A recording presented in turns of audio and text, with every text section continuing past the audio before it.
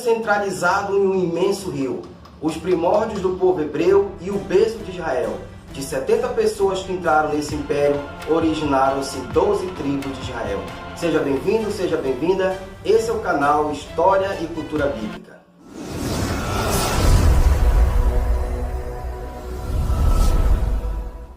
Assim como os rios Tigre e Eufrates são importantes para a Mesopotâmia, também é o rio Nilo para a África. Assim como também nós temos no Brasil o grande rio Amazonas, que é importante não somente para o Brasil, como também para outros países da América Latina. O rio Nilo tem os períodos de cheia, entre julho e outubro. Nesse período não é possível fazer plantações e muito menos colheitas. Mas após as águas do rio baixar, é possível fazer muitas plantações e entre março e junho fazer grandes colheitas. As principais produções após o período das cheias são o trigo, a cevada, o linho, fazer horta e pomares. Os animais comuns da região são bois, asnos, carneiros, cabras, porcos, aves e depois dos ixos vieram os cavalos. Do rio é possível retirar argila para a fabricação de tijolos, peixe seco, papiro para fazer cestos, móveis, material de escrita, feitos de papiro trançado e batido. O Egito, por ser uma região desértica, não possui madeira e nem pedreiras. Hoje, o Egito é um pequeno país, mas há 2-3 mil anos antes de Cristo, o Egito era um grande império que ia desde a região norte até a região mais central da África. E o rio Nilo é um rio muito extenso que começa no país chamado Uganda, lá no Lago Vitória. E o rio Nilo atravessa 9 países da África.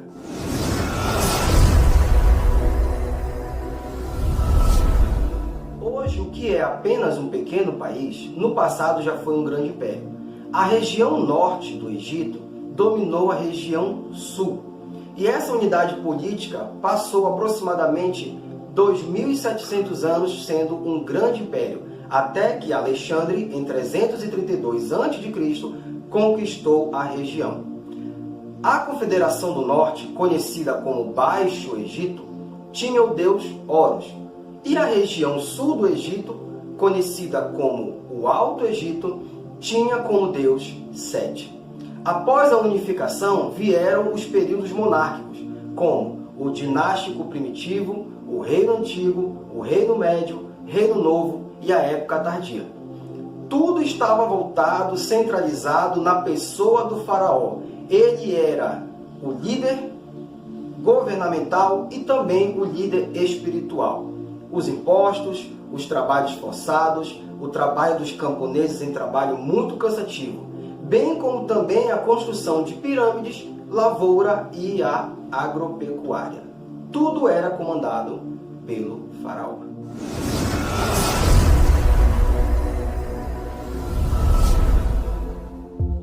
O Egito deixou muitas técnicas robustas em urbanismo, escrita, literatura e medicina. No urbanismo, ela deixou um grande suporte geométrico, com construções retas, planas e monolíticas. Também deixou prédios verticais, como pirâmides e obeliscos, e prédios horizontais, como templos e palácios. Não podemos esquecer as construções dos mausoléus para os faraós. Diferentemente da Mesopotâmia, onde todas as cidades eram amuralhadas para que uma pudesse se defender da outra, no Egito apenas o centro administrativo era amuralhado, uma vez que, se toda aquela região era um império só, não havia necessidade de construir muros ao redor das cidades para poder se defender. O Egito também trouxe palavras de sabedoria, como contos, poemas e histórias com fundo moral. Histórias que, inclusive, influenciaram o provérbio de número 30. Eles também eram muito bons em medicina, mas também eram fracos em matemática e astronomia, coisa que era mais voltada para os povos da Mesopotâmia. Os seus médicos eram muito requisitados por todo o Oriente. Eram bons em anatomia, uso de drogas, oftalmologia e ginecologia. Também eles eram muito bons em fazer diagnósticos de gravidez e fertilidade, Tudo isso usando a urina em cima do trigo.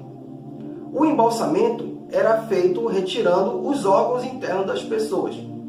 A família era patriarcal, porém a mãe também era dona da casa. E a ascendência materna era invocada com a mesma frequência que a frequência paterna. Isso significa o quê? Significa que quando um pai morria sem deixar um filho adulto, era a mulher que assumia a liderança da casa. A mulher tinha uma importância muito grande na sociedade egípcia e uma prova disso foi a faraó chamada Cleópatra. Eles eram com uma religião monista, ou seja, religião, política e sociologia eram todos integrados, todos sob os olhos do faraó. Objetos, lugares e seres podiam ser vistos como divinos, porém, o único ser humano que poderia ser visto como divino era o faraó. Eles tinham liberdade para adorar vários deuses, por isso eles eram politeístas.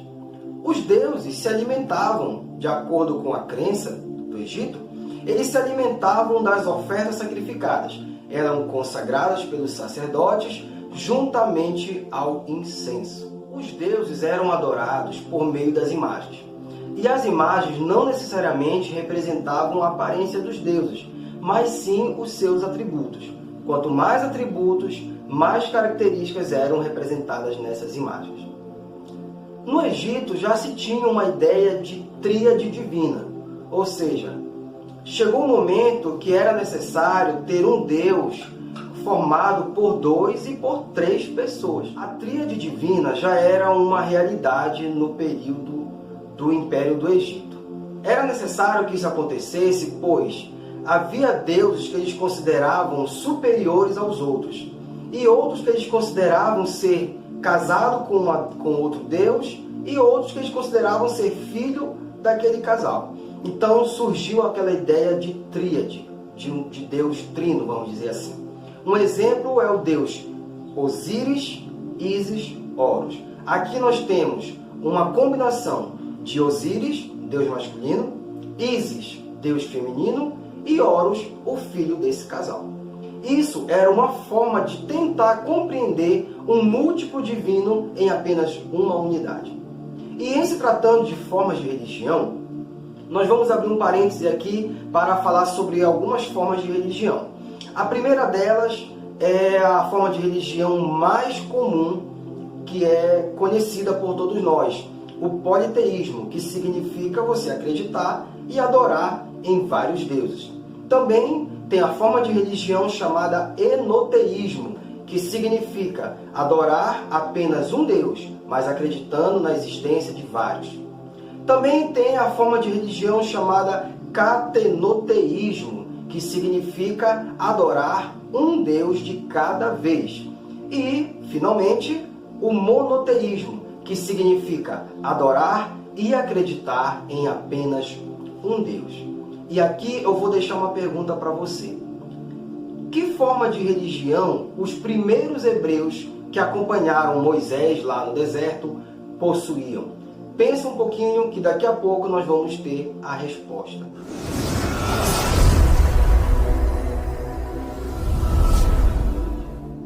Para os egípcios, conforme a crença desse povo, a múmia ressuscita dentro da tumba. E ela ressuscita querendo se alimentar. Então, isso explica por que as oferendas para os mortos. E também eles acreditavam que o morto encontraria um destino junto às estrelas ou ao sol. Por isso que eles adoravam ao deus Horus, que é equivalente a Horus, significa sol, ou deus do sol. Também eles acreditavam que haveria no mundo dos mortos, no mundo de Osíris, um paraíso subterrâneo que daria início à noção de julgamento depois da morte. E isso é relatado no livro egípcio, o Livro dos Mortos. E o nome Livro dos Mortos é o nome dado na atualidade, mas no original o nome desse livro é Saída para a Luz do Dia. Isso explica por que as pessoas tinham adoração ao deus Horus e também adoravam a deus Osíris. O ser humano era visto de formas diferentes por egípcios e por hebreus. Tanto o egípcio quanto o hebreu, ele teme a morte. A diferença é que o egípcio ele faz malabarismos ritualísticos para alcançar uma vida boa.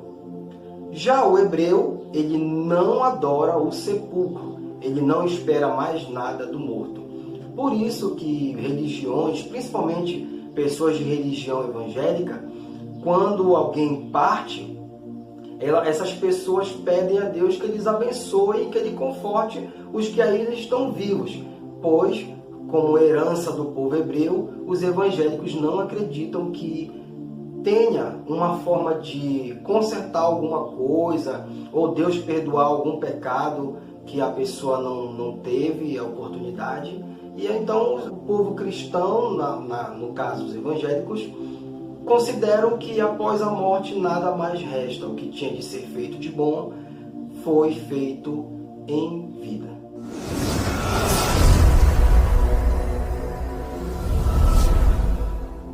Bom, agora nós vamos falar um pouco mais sobre a relação entre os hebreus e os egípcios. E o que o povo de Deus tem a ver, em que momento começou a haver a mistura desses povos. Nós sabemos que José do Egito, que é o nosso próximo personagem dos Pais da Fé, ele foi promovido a governador no Egito. E além desse prêmio, o faraó deu para ele também uma esposa.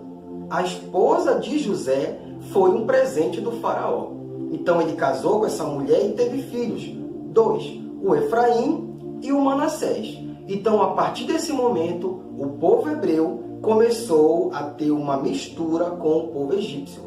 José hebreu e a esposa dele egípcia. Então a partir desse momento surge a ligação maior, mais estreita entre Israel, que é o povo de Deus, o povo hebreu, e o Egito. Por causa do José, houve a migração do seu pai Jacó para o Egito num período de fome. Quando os hebreus deixaram de ser uma família pequena, aproximadamente 70 pessoas chegaram no Egito para comprar os alimentos que José tinha estocado como governador. E a partir desse momento, a família de José foi se multiplicando até se formar em um grande povo composto por vários clãs. A família dele, de José, foi inserida no egípcio, mas é muito comum vermos pessoas falando que o povo de José foi um povo escravo. Não é bem assim. Claro que era muito semelhante à escravidão, porque eles não tinham vontade própria. A vontade deles não servia de nada. Mas o sistema em que eles foram inseridos era mais para o sistema servil. Por quê? O escravo, ele anda acorrentado. E no sistema servil, eles tinham a livre circulação pelas ruas da cidade. Inclusive, as pessoas que tinham uma aparência melhor tinham a liberdade de trabalhar no palácio, assim como aconteceu com José. A sua família e os seus descendentes foram inseridos no sistema de corvéia. O que significa? Significa trabalho compulsório durante o período das cheias do Rio Nilo. Quando o rio estava com os níveis das águas bem altos, não era possível plantar, não era possível colher, não era possível fazer nada na região do rio. Então, o que acontecia? O faraó pegava os seus servos ou escravos, como você queira chamar, e levava para uma outra região para trabalhar na produção de tijolos de argila e, consequentemente, a construção de templos e outros prédios públicos. E como era a percepção do sagrado naquele período? Os egípcios já tinham uma ideia, uma aceitação com a tríade sagrada, como nós falamos anteriormente. Já os povos do Oriente, o povo hebreu, o povo da Mesopotâmia, como nós já conhecemos, eles não têm ainda essa noção de um Deus trino. Assim como os judeus até hoje não têm eles não creem nessa possibilidade de um Deus trino. Eles acreditam em apenas um Deus único. Diferentemente dos cristãos, entre católicos e evangélicos. E voltando àquela pergunta do vídeo anterior, nós falamos sobre o Templo de Salomão. O que o Templo de Salomão tem de semelhante e diferente dos templos egípcios? O Templo de Salomão foi construído de frente para o sol, assim como os templos egípcios.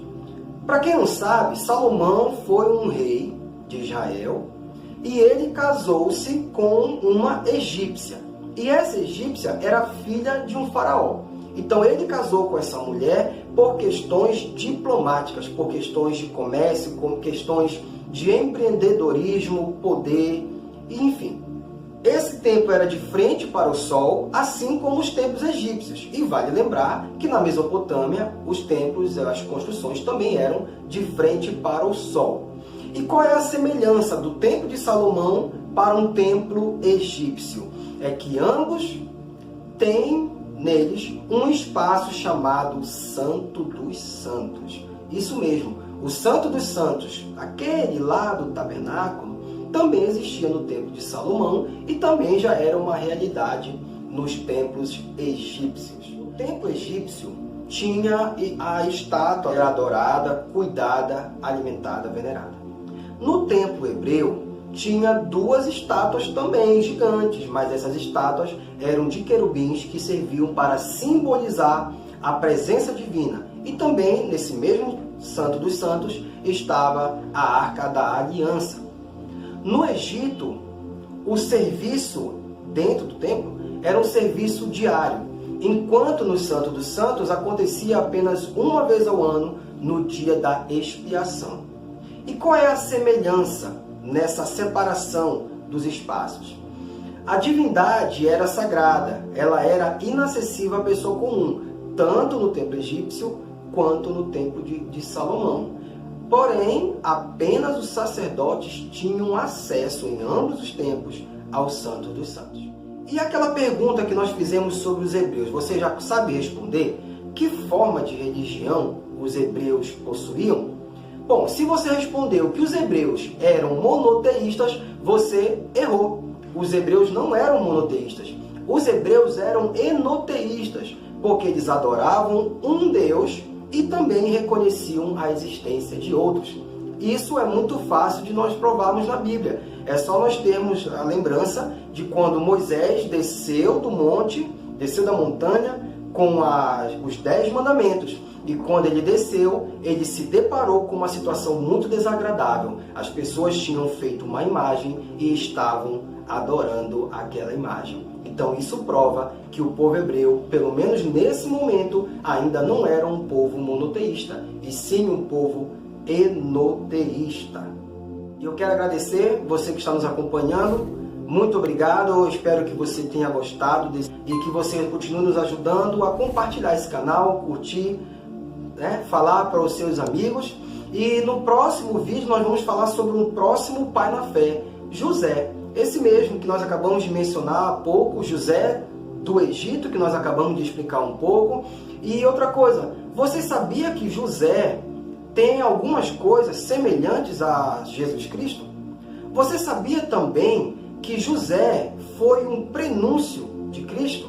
Eu espero você no próximo vídeo e você vai compreender. Muito obrigado.